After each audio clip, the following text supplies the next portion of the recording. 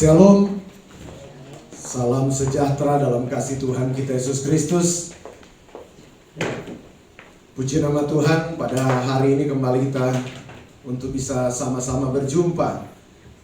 Kita boleh beribadah bersama, kita boleh menyembah Tuhan bersama. Ini pun bagian daripada anugerah Tuhan dalam hidup kita. Kita butuh akan kebenaran firman Tuhan. Kalau beberapa hari kemarin kita merayakan akan kenaikan Tuhan Yesus, maka kalau kita mundur di masa-masa pada waktu itu, masa-masa inilah, waktu-waktu inilah murid-murid Tuhan Yesus itu tinggal di Yerusalem untuk menantikan akan janji Bapa.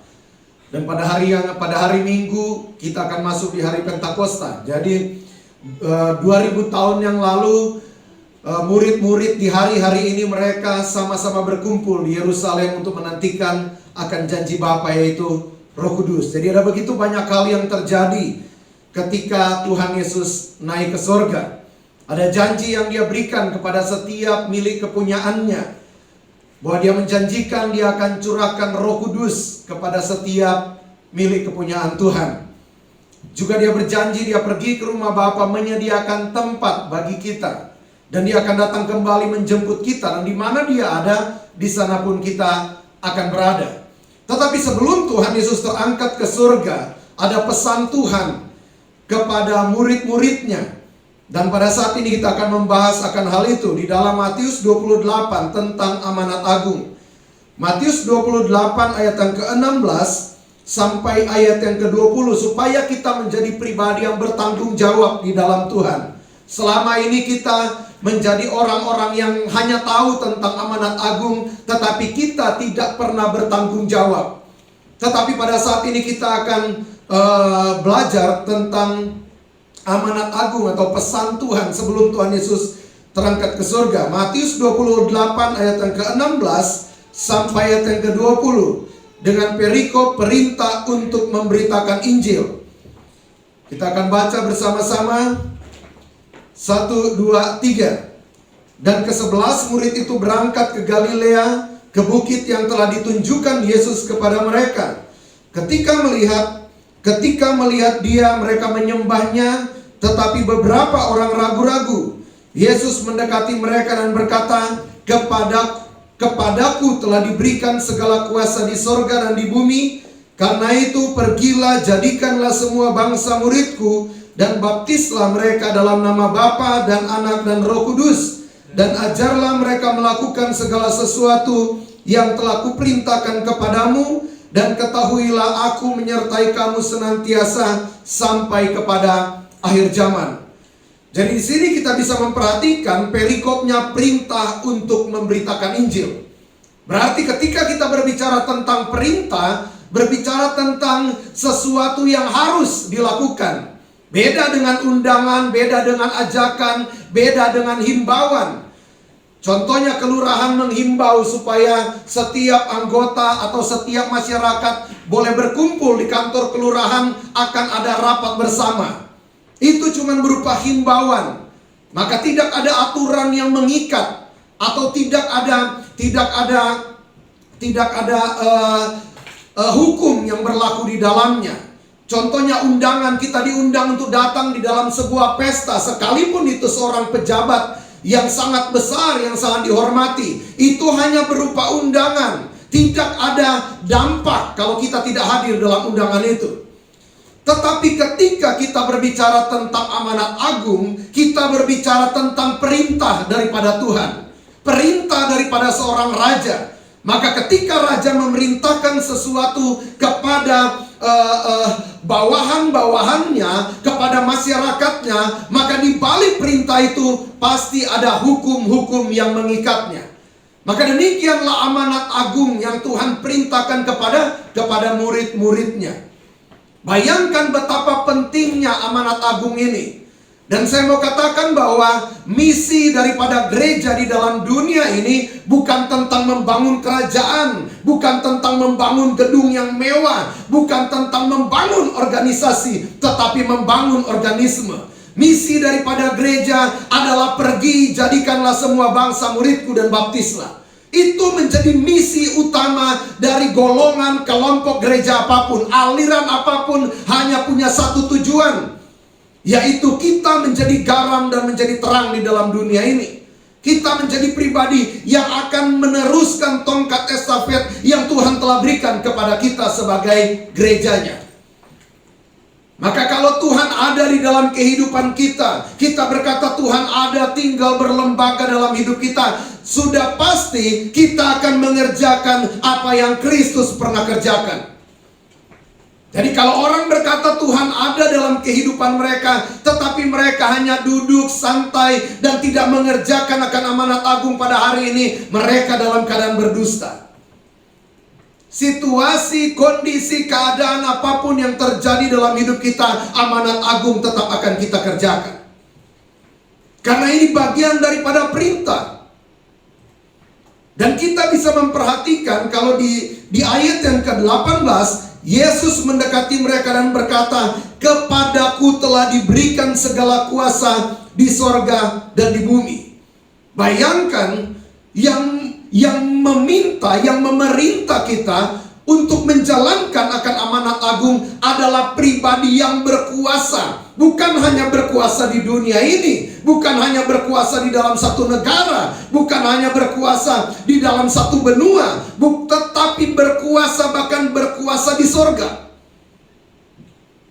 Maka dia katakan bahwa dia pergi ke rumah Bapa menyediakan tempat bagi kita. Dia akan datang kembali dan dia akan jemput kita, dan di mana dia ada di sana pun kita akan berada. Amin. Di sini memastikan bahwa ketika kita ikut Yesus, sorga itu ada.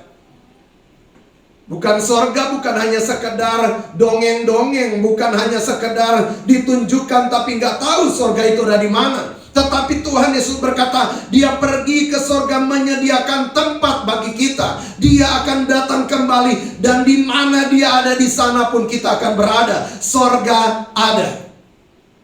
Amin. Kalau kita berkata di sana tidak ada air mata, kalau hidup kita hari ini penuh dengan air mata, ada satu tempat di mana tempat itu tidak ada air mata. Dan tempat itulah yang kita tuju. Dan begitu banyak orang di sekitar kita hari-hari ini yang sementara berlari kepada kebinasaan, yang sementara berjalan di jalan yang akan menuju mereka, membawa mereka ke perapian. Apakah kita menjadi milik kepunyaan Tuhan yang hanya akan menjadi penonton?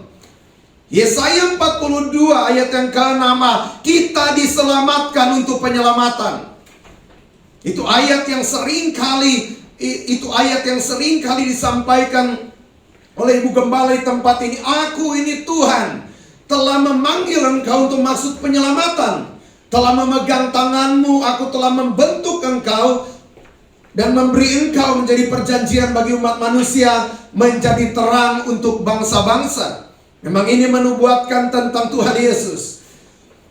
Tetapi ini juga berbicara tentang pribadi, lepas pribadi kita. Tuhan telah selamatkan kita untuk maksud penyelamatan. Keselamatan bukan hanya milik kita sendiri, tetapi Tuhan selamatkan kita supaya kita bisa menjadi terang, kita bisa menjadi garam dimanapun Tuhan membawa kita. Maka amanat agung adalah perintah di dalam kehidupan kita supaya kita bisa melaksanakan. Pertanyaannya, sudahkah hari ini kita sebagai gereja Tuhan sudah melaksanakan amanat agung?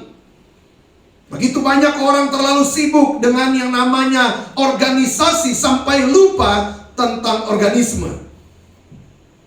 Tubuh Kristus adalah organisme yang harus dibangun.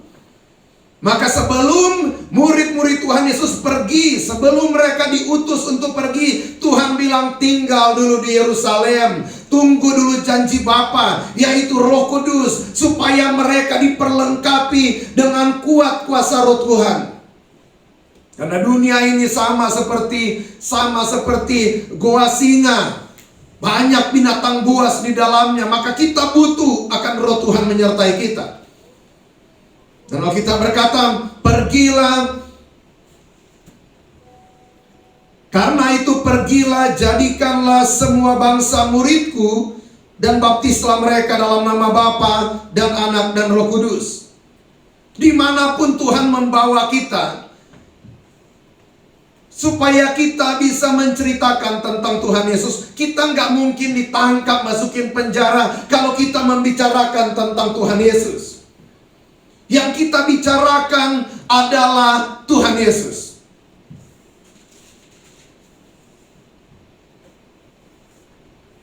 Karena di tengah bangsa ini, kekristenan menjadi bagian daripada 5 agama, daripada agama-agama yang diterima oleh pemerintah, dan Alkitab adalah kitab suci daripada orang Kristen.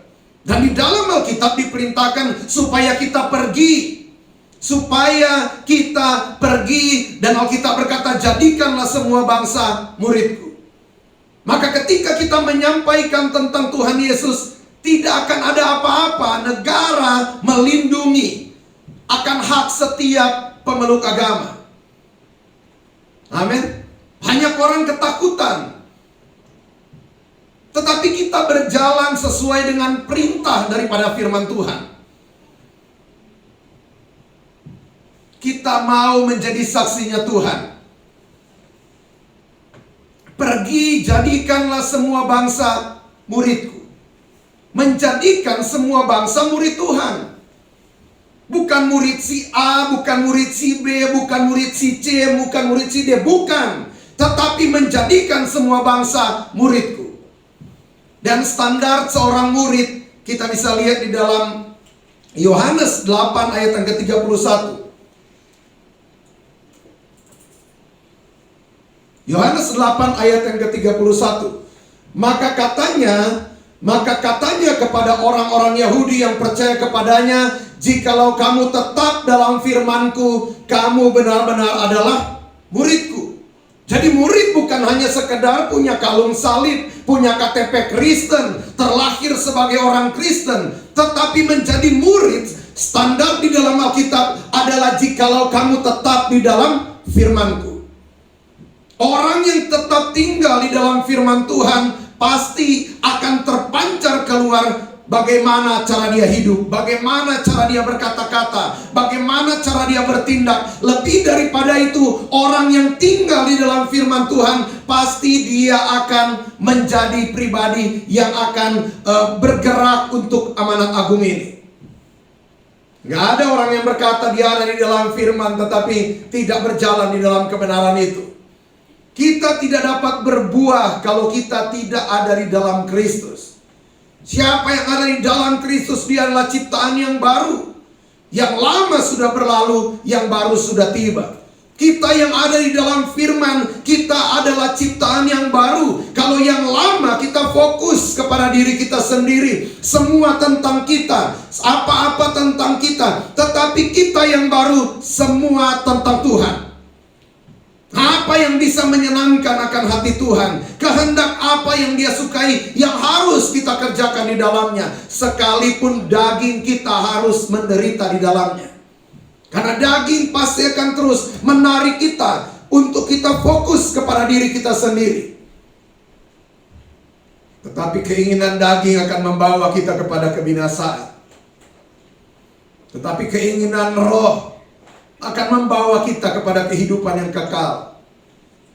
Apa yang Tuhan rindukan kita kerjakan hari-hari ini? Menetap tinggal di dalam firman.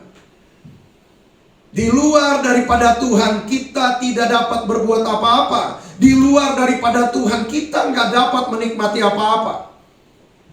Bukankah ada buah yang harus kita hasilkan? Coba Yohanes 15 ayat yang ke-8. Yohanes 15 ayat yang ke-8.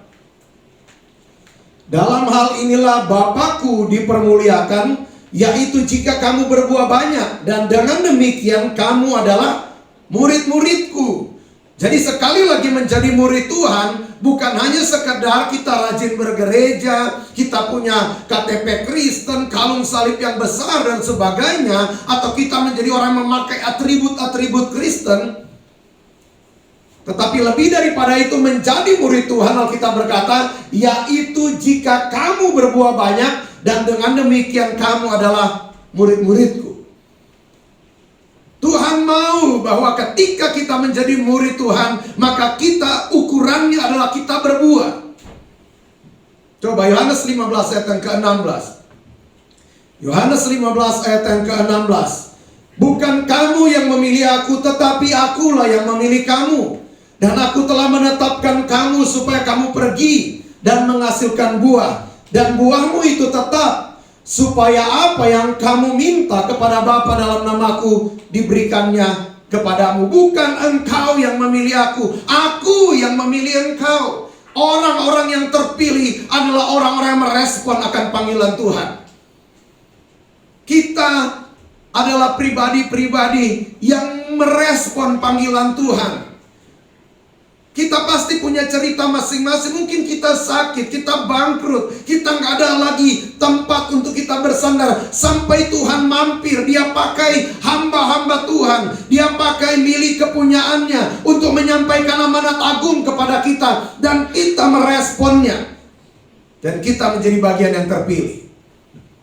Tetapi bukan kalau kita berkata, bukan engkau yang pilih, aku yang pilih engkau dan menetapkan kamu supaya kamu pergi dan menghasilkan buah. Kalau kita adalah murid, maka kita akan berbuah banyak. Tetapi Matius 3 ayat yang ke-10, kapak sudah tersedia pada akar pohon. Pohon yang tidak menghasilkan buah yang baik akan ditebang dan dicampakkan di dalam perapian untuk selama-lamanya. Kapak sudah tersedia pada akar pohon, dan setiap pohon yang tidak menghasilkan buah yang baik pasti ditebang dan dibuang ke dalam api. Bukan hanya sekedar berbuah, tetapi harus menghasilkan buah yang manis. Supaya kita pergi dan menghasilkan buah. Jadi salah satu tanda seseorang adalah murid Tuhan ketika dia menghasilkan buah. Jadikanlah semua bangsa muridku, supaya semua bangsa menghasilkan buah. Dan ada 3 buah yang harus kita hasilkan. Pertama adalah buah pertobatan. Ini nih, kapak tersedia pada akar pohon, dan setiap pohon yang tidak menghasilkan buah yang baik pasti ditebang dan dibuang ke dalam api. Yang pertama yang harus kita hasilkan adalah buah pertobatan. Dulu kita pemabok, dulu kita penjudi, perokok, segala macam hal-hal yang bengkok kita lakukan. Tetapi ketika kita mengalami perjumpaan dengan Tuhan, merubah kehidupan kita. Kita tidak lagi pemabok, kita nggak lagi perokok, kita nggak lagi judi, kita menjadi pribadi yang baru karena kita ada di dalam Kristus. Jadi murid Tuhan harus memancarkan sesuatu yang baru. Dan yang kedua adalah buah-buah roh. Kasih, sukacita, dan seterusnya. Adakah kita menghasilkan itu semua di dalam kehidupan kita ketika kita tinggal di dalam Kristus? Dan yang ketiga adalah buah pelayanan. Inilah yang kita bilang, pergi jadikanlah semua bangsa muridku.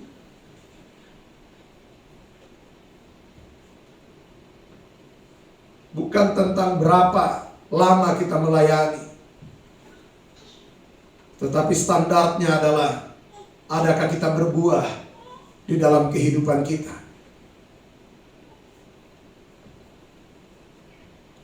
Kita nggak akan berbuah kalau kita di luar Kristus.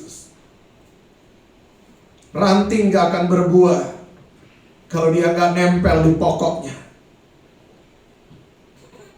Maka orang yang menjadi satu dengan Kristus, pasti dia akan terus berbuah dari hari ke hari.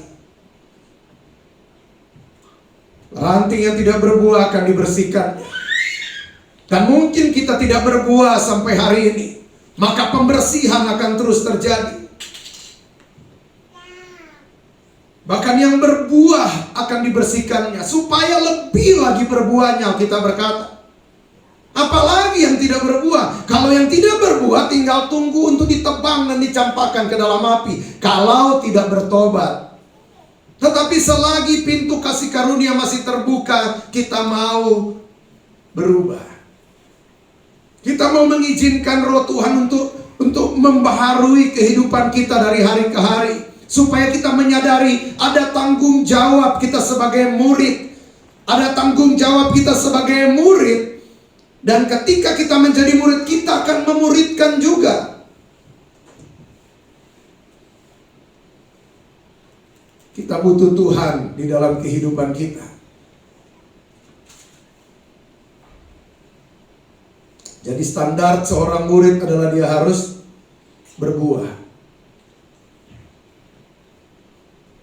Jadi Alkitab berkata, kita kembali dalam Matius 28 ayat yang ke-18 ayat yang ke-19, karena itu pergilah, jadikanlah semua bangsa muridku dan baptislah mereka dalam nama Bapa dan Anak dan Roh Kudus.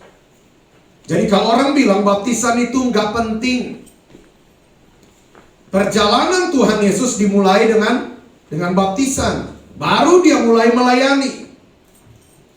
Dan sebelum dia terangkat ke surga, dia berpesan supaya kita melakukan amanat agung dan pesannya, pergi jadikanlah semua bangsa muridku dan baptislah.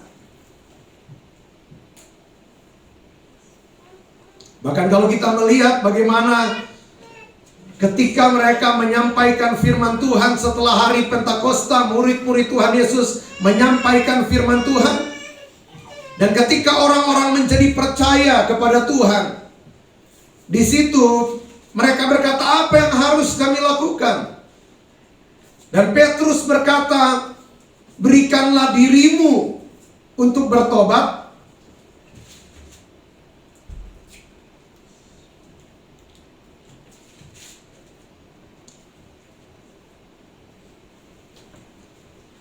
Kisah 2 ayat yang ke-38. Jawab Petrus kepada mereka, bertobatlah dan hendaklah kamu masing-masing memberi dirimu dibaptis dalam nama Yesus Kristus untuk pengampunan dosamu.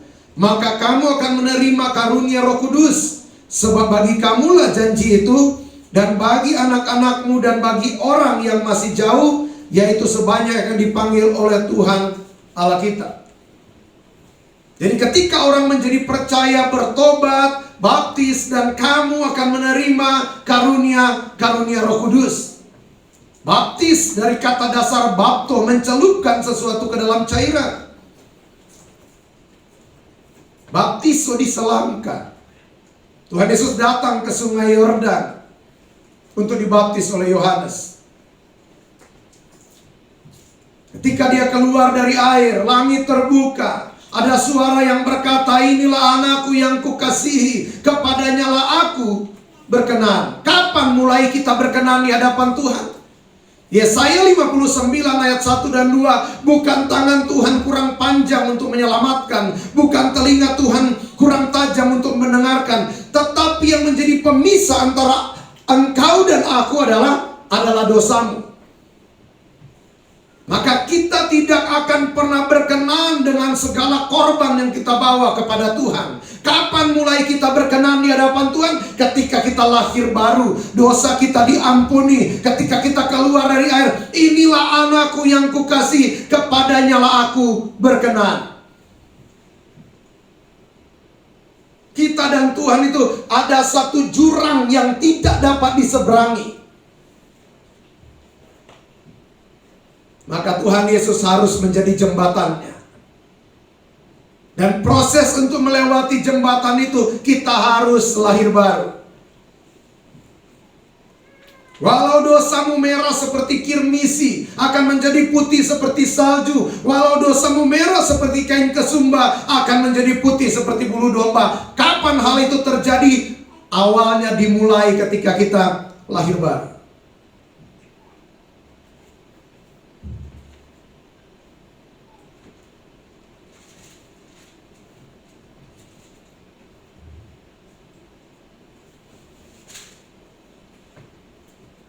Matius 3 ayat yang ke-7.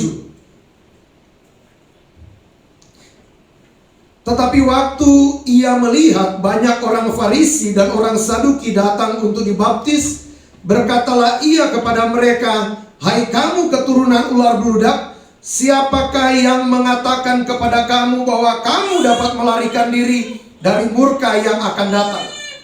Jadi ketika banyak orang datang Orang Farisi, orang Saduki, mereka datang untuk dibaptis. Jawaban daripada Yohanes Pembaptis di sini begitu jelas, siapakah yang mengatakan kepada kamu bahwa kamu dapat melarikan diri dari murka yang akan datang? Ada pesan yang begitu dalam di ayat ini. Kalau kita tidak menapaki perjalanan itu, pasti kita akan menerima murka. Jadi Farisi, Saduki mereka mau dibaptis supaya mereka mencoba melarikan diri dari murka itu. Maka betapa pentingnya supaya kita dilahirkan kembali. Agama apapun tidak menyelamatkan kita. Hanya Kristus Yesus jalan satu-satunya ke surga. Kalau agama menyelamatkan, ketika perjumpaan Tuhan Yesus dengan Nikodemus, Nikodemus adalah salah satu pemimpin agama Yahudi. Dia salah satu dari 70 Sanhedrin, pemimpin agama Yahudi yang tinggal di Yerusalem. Tetapi ketika dia datang kepada Tuhan, Tuhan Yesus berkata supaya dia dilahirkan kembali dari air, supaya dia dapat melihat kerajaan surga, kerajaan Allah. Tidak cukup berhenti di situ. Tuhan Yesus berkata supaya engkau harus dilahirkan dari air dan roh untuk dapat masuk dalam kerajaan surga. Makanya amanat agung di situ jelas sekali bahwa pergi jadikanlah semua bangsa muridku dan baptislah. Maka baptisan untuk pengampunan dosa. Dan mulai hari itu kita memulai perjalanan yang baru dengan Tuhan.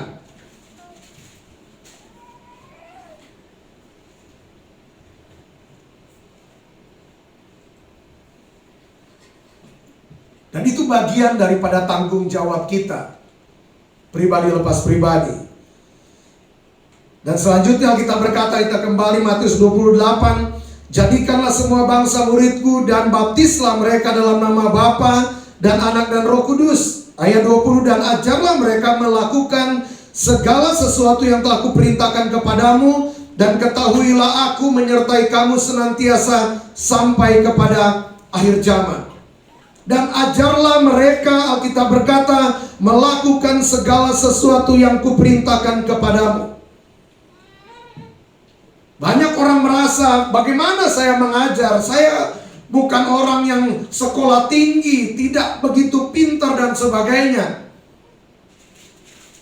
Kita akan memuridkan orang. Amin. Ketika kita menjadi pribadi yang mau untuk menjadi murid Tuhan, Tuhan akan bawa jiwa supaya kita boleh mendampingi, supaya kita boleh mengajar mereka dari hal-hal yang sederhana. Kita mengajak orang untuk ayo kita, contohnya David punya satu teman, dia pegang temannya ini, ayo kita ibadah, ayo kita baca Alkitab, ayo kita melayani bersama, ayo. Itu bagian daripada memuridkan. Kalau satu jiwa saja bisa memuridkan satu, betapa luar biasa.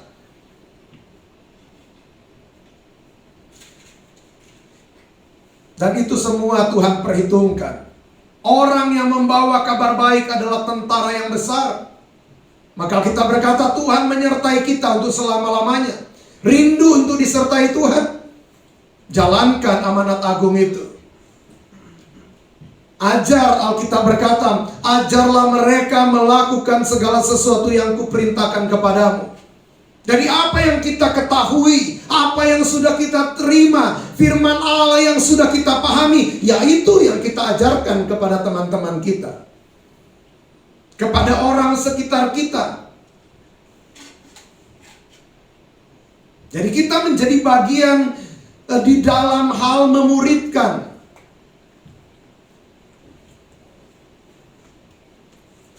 Saya rindu membaca Roma 10 ayat yang ke-14.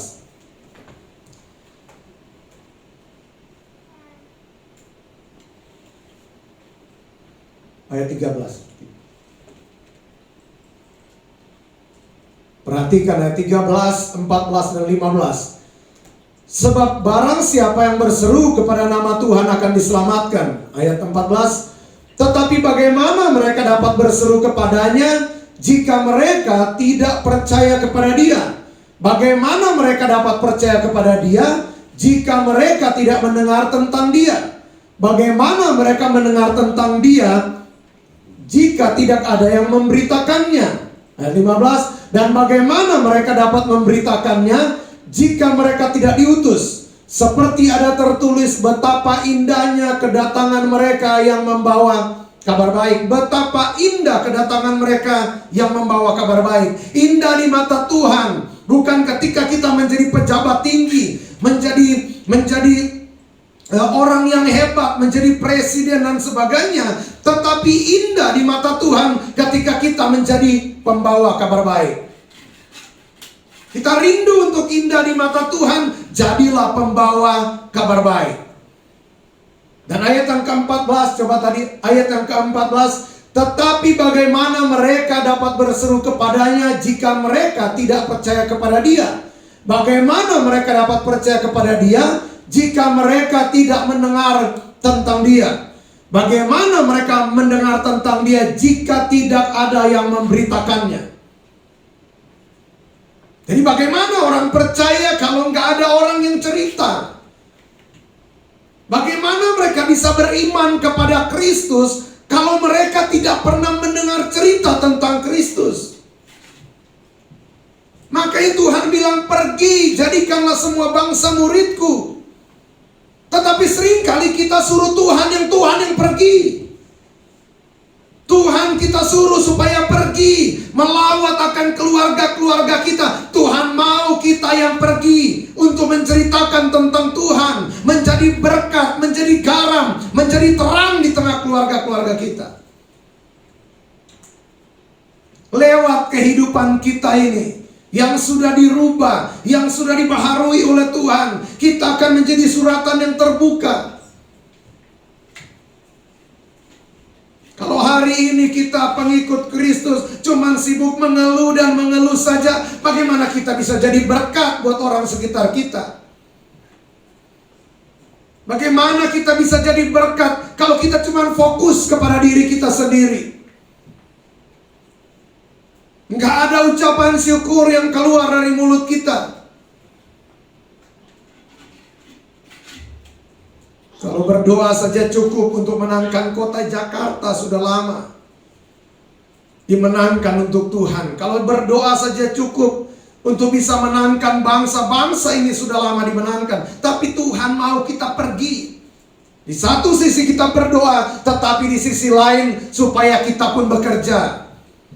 Bukan hanya berdoa tanpa bekerja, kita berdoa dan kita mau bekerja. Kita mau berdoa untuk pelayanan misi, dan kita ada di dalam misi itu sendiri. Tapi tidak sedikit yang cuma berdoa tetapi tidak pernah bergerak sama sekali. Karena apa? Karena ketika kita keluar, ada biaya yang harus keluar. Semua ada harga yang harus dibayar. Tapi kalau tunggu semuanya ada, kapan kita akan menjadi berkat buat banyak orang? Jiwa ada di sekitar kita, begitu banyak jiwa di sekitar kita.